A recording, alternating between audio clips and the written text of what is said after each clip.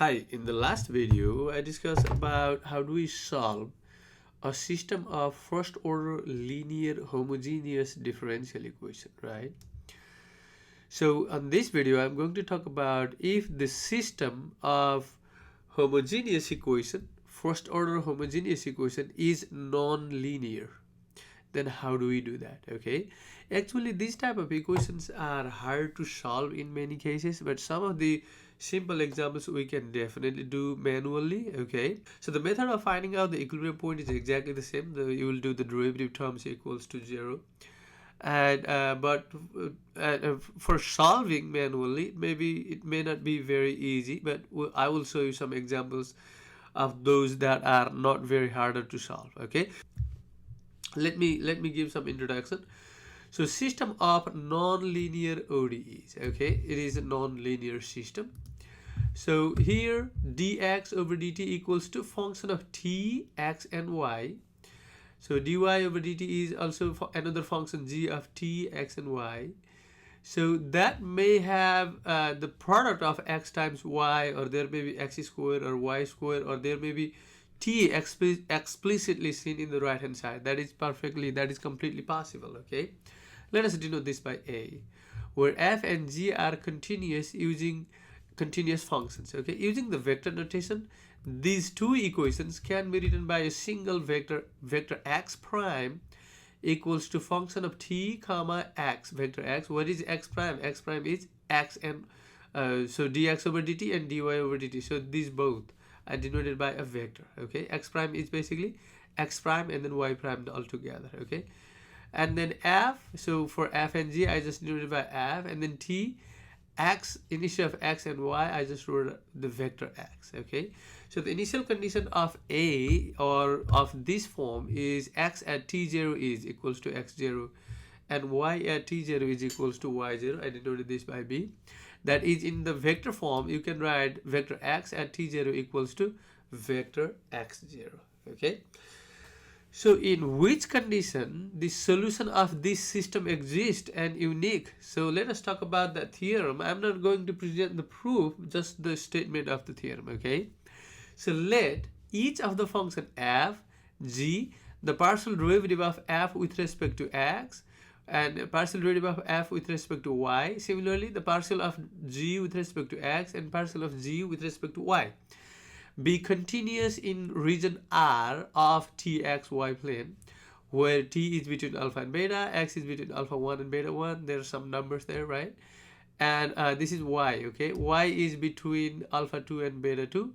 And let the initial value of t0, x0 and y0, y sub 0, x sub 0 be in R. Then there is an interval, absolute value of t minus t0 is less than h. Okay, meaning that there is a center is t0. Okay, and then you are considering the t values, h unit left and up to h unit right. So the total length of that interval will be twice h, in where there exists a unique solution, meaning that in this, if this situation, if this condition satisfied, then we will be able to find out an interval, interval t minus t0, or interval around t0, where the solution exists and unique. So the solution of this system A, exists and unique with the initial value, with the initial condition B, with that initial condition. Okay, so here this is a general general system of non-linear ODEs. If the right hand side is not explicitly depending on t, then you will see this format, right? dx over dt equals to function of x and y, and dy over dt is equals to function of x and y again, so different function there. That is, in the vector form you can write vector x prime is equals to function of vector x. So there may be two equations or three equations. So here also there may be two variable, three variable, it doesn't matter. This is the general form of the autonomous non-linear system of ODEs, right? Now, so how do I solve? What is the idea to solve? So to find out the equilibrium of this autonomous system, that's what we will be talking most of the time here. Okay, so what you do is you do dx, so you dx over dt equals to 0 and dy over dt equals to 0. You do that 0 to find out the equilibrium point, and then you will get f of xy equals 0 and g of xy equals 0, and you try to solve that. So unlike the previous case, like the linear case, linear and autonomous case, in that case we got just 0 0 as an equilibrium point, right? But here you will see more than one equilibrium point. It may be 0 0 or it may be other points as well.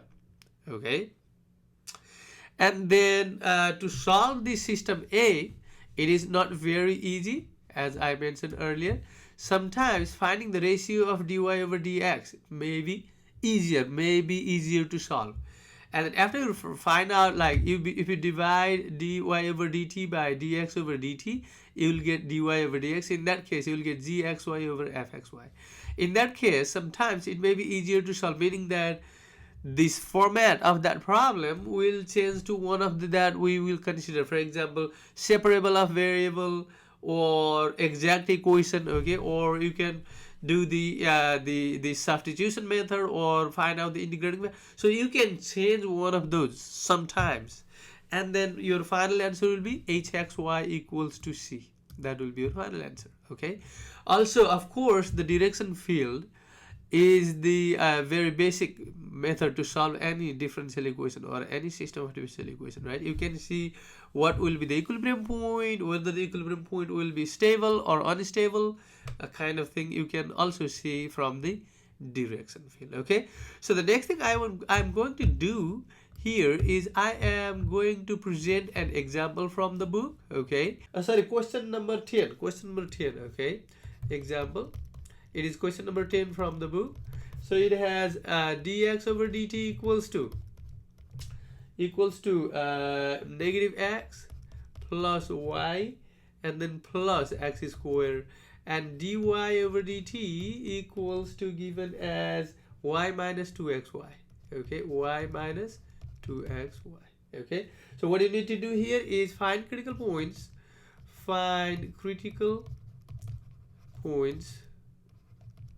That's one question.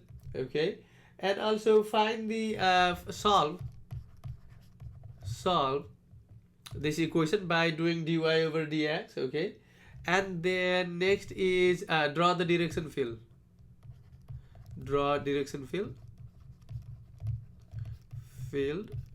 to see the stability. Okay, we will draw that one too, and and the final one is describe the behavior of the trajectory near the critical point. So you want to see what happens near the critical points. Okay, so is that locally stable or near the critical points? Means local. Okay, locally stable or unstable or circle. What kind of behavior do you see?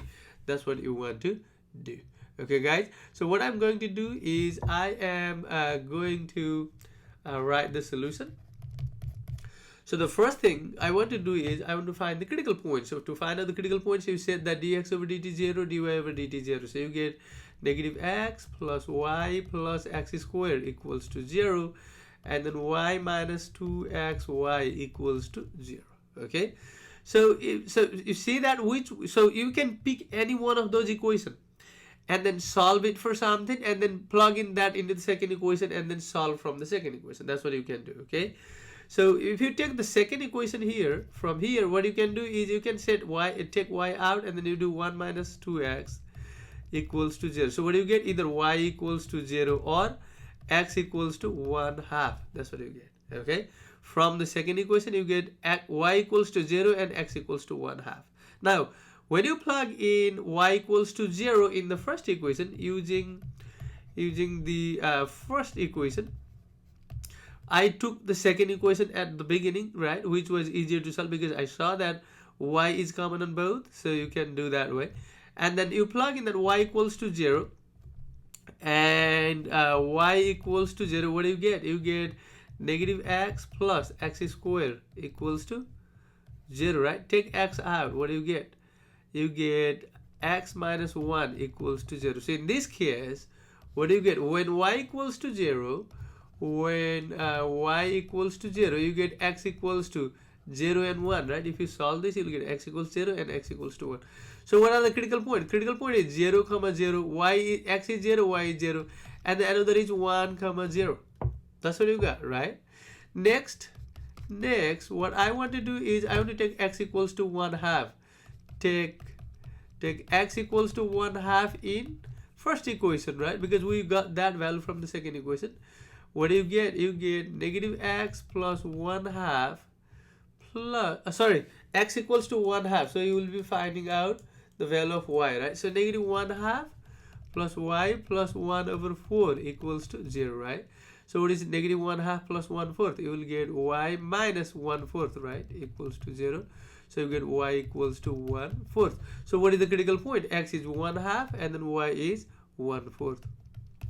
So there are 3 critical points actually. So this is number 1 critical point, this is number 2 critical point, and this is number 3 critical point. So we found 3 critical points here. Okay guys, now I want to find out the exact solution of this. How do I do that? So the next thing you want to do is find out dy over dx. Dy over dx is how much? It is y minus 2xy divided by negative x plus y plus x squared. Okay guys, so this can be written as, you can write this as negative x plus y plus x squared times dy is equals to y minus 2x. So it is in the differential form, right? And then dx. Okay, so what can we write from here? From here you can write, let me move everything on the other side. What do you get? You got y minus 2xy dx, and then plus, what I'm going to do here is I'm moving this everything on the right side, so you will get negative sign, right? That negative sign, I want to distribute that inside. You will get x minus x squared and then minus y. You see that? Equals to equal. So this equation can be written as m. So this equation can be written as m dx plus n dy equals to 0, right? So is this equation exact or not? Let us check, okay? So what is m sub y? M sub y is what? You get 1 minus 2x, right? And how about n sub x? It is also 1 minus 2x. I'm finding the derivative of m with respect to y and then derivative of x with respect to, sorry, derivative of n with respect to x. Since they are equal, m sub y equals to n sub x are equal, then this equation, let's say equation A, then A is exact. So this equation is exact, right? Now we know how to solve exact equation, right? So to solve A, what we do is we need to find a function, let's say h, because our solution will be hxy equals to c, right? Similar, because previously in chapter 2 we used to denote that by psi, okay? But here you can denote by h, no problem, just notation. Function h such that h sub x equals to m and then h sub y equals to n. So we need to find out those functions, okay? So how do I do that? What is m then? So h sub x equals to m is 1 minus so y minus 2xy, right? So I want to integrate this with respect to x. What is h then? H will be so this is yx minus x squared y, right? Basically this is xy minus x squared y, that is h, okay? Now what do you want to do is I want to compare that with I want to use this one. So find out this with respect to y. So what is h sub y is x minus x squared plus, so oh, by the way, so when you integrate with respect to x, you can get plus, you can get let's say L function of y, right? Because this is like a constant, because when you integrate, so I was integrating here, so integrate, right? When you integrate you will get a constant, but since this we are integrating with respect to x, there can be, the constant can be a function of y, right? Because when you find out the derivative of this function with respect to x, you will get that, because y will be considered as a constant. So L is a function, okay? It's like we used to denote lowercase h there. Now I'm just, since h is there, so I'm just denoting by ly, okay? So it will be L, oops. So L prime of y. That's what you get, right? But what is hy? Hy must be n, right? What is n? N is x minus x squared. So you get x minus x squared minus y equals to, that is x minus x squared plus L prime of y. That's what you get, okay? Now you can subtract x from both sides, that will cancel out. Add x squared from both sides, that will cancel out. So what do you get? Basically you got L prime of y equals to negative y, right? What is L of y then? So L of y will be the integral of that, right? What do you get? Negative y squared over 2. That's what you got, right? Hence what is h? hxy equals to c. That is the answer, right? So you just plug in negative y squared over 2. So what you get is hxy, although I wrote just h, it is a function of x and y, equals to yx minus yx squared minus y squared over 2. That's what I got, okay? So this is the final answer, okay? What I want to do next is I want to put enter these things in the direction field. I want to show you how the direction field work, okay guys? So let us draw the direction field for this, and then let me see how the direction field work there. So I'm using exactly the same app for the direction field. I'm using the system. What is that? Negative x. So that is negative x plus y, and then plus x squared, right? That is the first equation, and then y minus 2xy. You see that? Oops, minus 2y minus 2 times x times y, I guess. X times y. So this is what you get, and then if you clean up everything, so let us clear all the curve. Okay, so what can we say from this direction field is, you see that the solution is going towards the right, right? That is in the first quadrant, okay? And in the second quadrant, what do you see is solution travel up and to the right. You see that? It is going up and then to the right side, right? In the third quadrant, what is happening is solution travel to the right and down. You see that? It is going to the right side and then it is going down in the third quadrant, right? And in the fourth quadrant, it is traveling up and right. You see that?